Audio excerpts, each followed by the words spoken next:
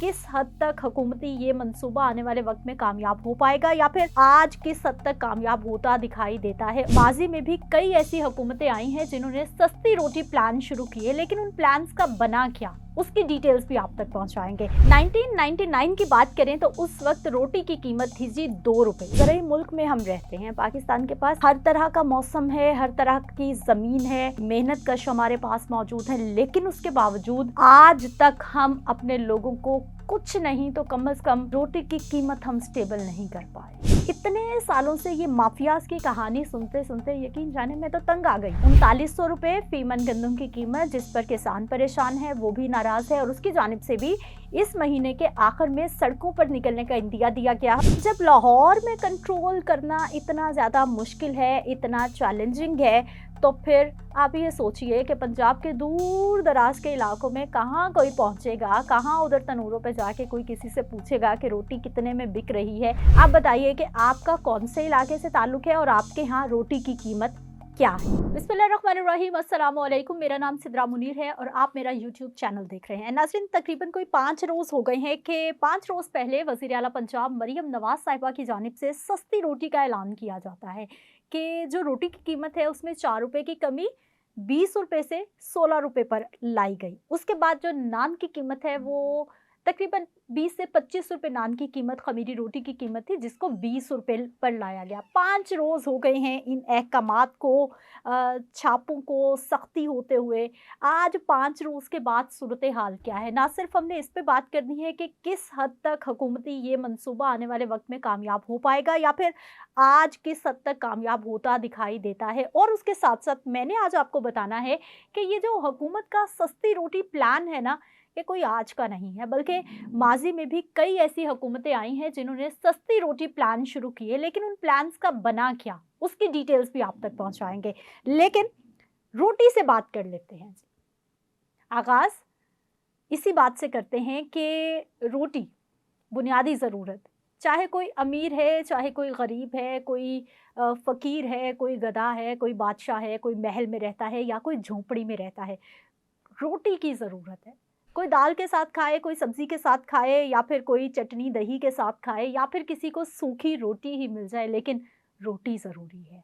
अभी जो मरियम नवाज़ साहिबा की जानिब से ऐलान हुआ, उसके बाद हमने देखा कि ये पूरे पंजाब में जितने भी इज़ला हैं, 36 के 36 इज़ला के जो डीसीज़ हैं, उनको स्पेशल अहकामात जारी किए गए हैं और उनको ये कहा गया है कि हर सूरत पर जो हुकूमत की जानिब से ऐलानात हुए हैं, वज़ीर आला साहिबा की जानिब से जो ऐलानात हुए हैं, उन पे इम्प्लीमेंटेशन होना लाजमी है।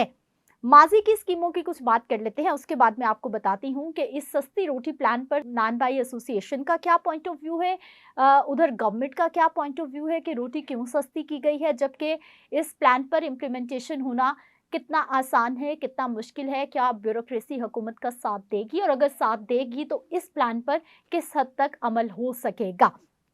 माजी में चलते हैं। मरियम नवाज साहिबा के चचा शहबाज शरीफ साहब वजीर आला जब बने, 1999 की बात करें तो उस वक्त रोटी की कीमत थी जी 2 रुपए। जब नून लीग की गवर्नमेंट जाती है, उसके बाद परवेज मुशर्रफ साहब का दौर शुरू हो जाता है। उसके बाद जब दोबारा से वफाक में पीपल्स पार्टी की और पंजाब में नून लीग की गवर्नमेंट आती है, तो शहबाज शरीफ साहब जो कि मरियम साहिबा के चचा हैं और उस वक्त के वजीर आला पंजाब थे, उनकी जानिब से ये कहा गया कि रोटी की कीमत 2 रुपए ही रहेगी, जैसा कि हमारे जाने से पहले 2 रुपए की रोटी थी, अब भी वैसा ही होगा।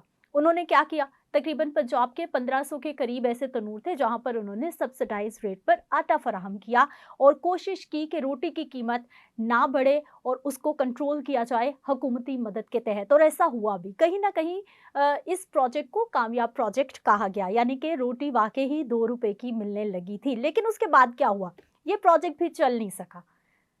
चंद महीने गुजरे, थोड़ा वक्त गुजरा और इस जो सस्ती रोटी कहानी में जो है वो ट्विस्ट आया, वही खुर्द बुल्द के इल्ज़ामात और वही करप्शन कहानी हमें सुनने को मिली, और उसके बाद ये सिलसिला वहीं पर दफन हो गया, वहीं पे मामला ख़त्म हो गया। उससे थोड़ा और पीछे चले जाते हैं, ज़ुल्फ़िकार अली भुट्टो साहब के दौर में भी हमने देखा कि उन्होंने भी सस्ती रोटी प्लान शुरू किया था। 72 से लेकर 77 तक उनका दौरे इक़्तिदार रहा, तो उन्होंने इटली से ख़ास तौर पर कुछ प्लांट्स मंगवाए थे जिनके तहत रोटियां बनाई जाती थी और एक पैकेट होता था जिसमें 4 रोटी को पैक किया जाता था, जिसके बाद उसको तकरीबन उस ज़माने में 2 रुपए का वो पैक सेल कर दिया जाता था। इस तरह लोगों को सस्ती रोटी मिलने लगी। लेकिन जो माफियाज़ हैं, जो साज़िशी लोग हैं, जिनके आगे हुकूमत की कभी भी नहीं चली और अभी चलेगी या नहीं चलेगी ये तो खैर वक़्त बताएगा, लेकिन हम उस दौर की बात कर रहे हैं तो उस वक़्त अफ़वाहें गरम होना शुरू हो गई कि ये जो सस्ती रोटी गवर्नमेंट की जानिब से दी जा रही है, इसमें कुछ ऐसी अद्वियात का इस्तेमाल किया जा रहा है, कुछ ऐसी मेडिसिन्स का इस्तेमाल किया जा रहा है जो कि फैमिली प्लानिंग में इस्तेमाल होती हैं।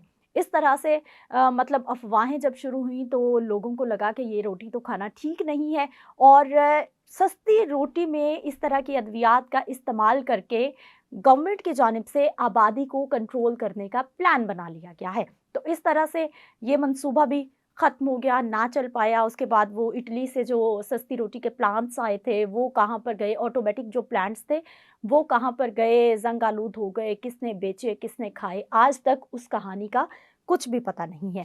तो अब हम बात कर लेते हैं जी हमारी आज की सस्ती रोटी प्लान का। ज़रूरी मुल्क में हम रहते हैं, पाकिस्तान के पास हर तरह का मौसम है, हर तरह की ज़मीन है, मेहनतकश हमारे पास मौजूद हैं, लेकिन उसके बावजूद आज तक हम अपने लोगों को कुछ नहीं तो कम से कम रोटी की कीमत हम स्टेबल नहीं कर पाए। रोटी की कीमत अगर स्टेबल नहीं तो कम से कम इतनी तो हो कि हर ख़ास व आम जो है वो उसको अफ़ोर्ड कर सके। बल्कि शुगर की बात होती है, चीनी की कीमतों की बढ़ने की, कम होने की बात होती है तो हम ना सिर्फ़ गुज़िश्ता हुकूमतों, मौजूदा हुकूमतों की जानिब से भी यही सुनते हैं कि माफ़ियाज़ हैं, बहुत तगड़े माफ़ियाज़ हैं।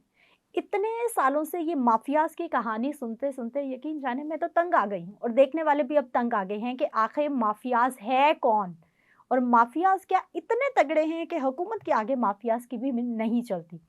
नानबाई एसोसिएशन क्या कहती है? आज की हम बात करते हैं। नानबाई एसोसिएशन की जानिब से कहा गया है जी बिजली बहुत महँगी है, दुकानों के किराए हैं, 2 तरीके की गैस इस्तेमाल होती है तनूर पे, या तो होती है जी कुदरती गैस जो कि हमारे यहाँ आजकल नायाब है, पूरी सर्दी का मौसम गुज़र गया है, लाहौर शहर के बहुत सारे इलाके ऐसे हैं जहाँ पर लोगों को दस्तयाब नहीं रही गैस की सहूलत। हाँ, भारी भरकम बिल ज़रूर आते रहे हैं। उसका अल्टरनेट है जी एलपीजी सिलेंडर। एलपीजी की कीमतें इस वक़्त इतनी बढ़ गई हैं, मार्केट में इस वक़्त एलपीजी की जो फ़ी किलो कीमत है वो तकरीबन 270-280 रुपए तक फ़रोख्त की जा रही है। उसमें भी मनमाना रेट लगाया जा रहा है। नानबाई एसोसिएशन ये तमाम महँगाई का जब सर्कल सुनाते हैं तो फिर वाक़ई ही इंसान सोचता है कि रोटी कैसे सस्ती हो सकती है जब बिजली महँगी है, जब गैस महँगी है, जब पेट्रोलियम मसनूआत की कीमतें हर गुज़रते दिन के साथ बढ़ती जा रही हैं। अभी 15 तारीख को पेट्रोलियम मसनूआत की कीमतें बढ़ी हैं और यकम को फिर बढ़ने का ख़दशा है क्योंकि वहाँ पर जो इसराइल और ईरान के दरमियान कशीदगी है, उसकी वजह से आलमी मंडी में पेट्रोलियम मसनूआत की कीमतें बढ़ना शुरू हो गई हैं। तो हमारे यहाँ भी जब हम लोग 1 लीटर पेट्रोल पर 60 रुपए के करीब लेवी टैक्स देते हैं, तो फिर कैसे मुमकिन है कि हमारे यहाँ पेट्रोलियम मसनूआत की कीमतें ना बढ़ें। ये तो हो गया जी नानबाई एसोसिएशन का मौक़िफ़। उन्होंने अपने सारे खर्चे गिनवा दिए। उन्होंने कहा जी बहुत मुश्किल है, इस तरह से रोटी हम सस्ती नहीं बेचेंगे। और अगर उन्होंने हुकूमत की रिट के आगे चंद दिन के लिए 2, 4, 5 दिन के लिए घुटने टेक भी दिए ना, तो होगा क्या? ये जो सस्ती रोटी 16 रुपए करने का ऐलान हुआ है, इसके जो वज़न है वो 100 ग्राम होना चाहिए।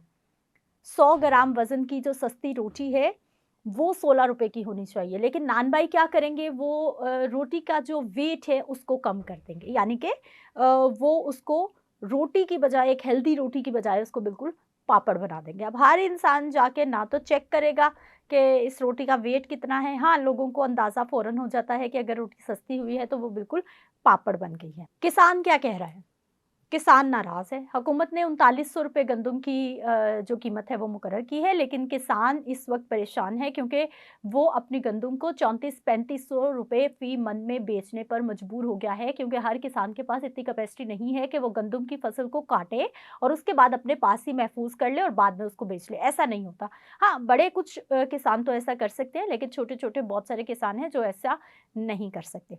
3900 रुपये फी मन गंदम की कीमत, जिस पर किसान परेशान है, वो भी नाराज है और उसकी जानिब से भी इस महीने के आखिर में सड़कों पर निकलने का इंदिया दिया गया है। और किसानों की जानिब से जो एसोसिएशन है एक, उसने कहा है कि हम भी रूट्स पर आएंगे और हुकूमत को अपना पॉइंट ऑफ व्यू देंगे, एहतजाज देंगे कि ये नामुनासिब रवैया है जो कि किसानों के साथ अपनाया जा रहा है। वो भी उन्हीं खर्चों की बात कर रहा है। वो बता रहा है जी बीज बहुत महँगा हो गया है, वो किसान हमारा बता रहा है कि उसे खाद नहीं मिलती या फिर बहुत ज़्यादा महँगी मिलती है। बिजली के बिल उसको बहुत परेशान कर रहे हैं। पेट्रोल की कीमत उसको परेशान कर रही है, डीज़ल की कीमत उसको परेशान कर रही है और ये सारी महँगाइयाँ जब उसको परेशान करती हैं, तो फिर वो भी चाहता है कि उसकी जो गंदुम है, जो उसने पूरे साल की मेहनत की है, वो भी ज़्यादा कीमत पर बिके। हुकूमत क्या कहती है?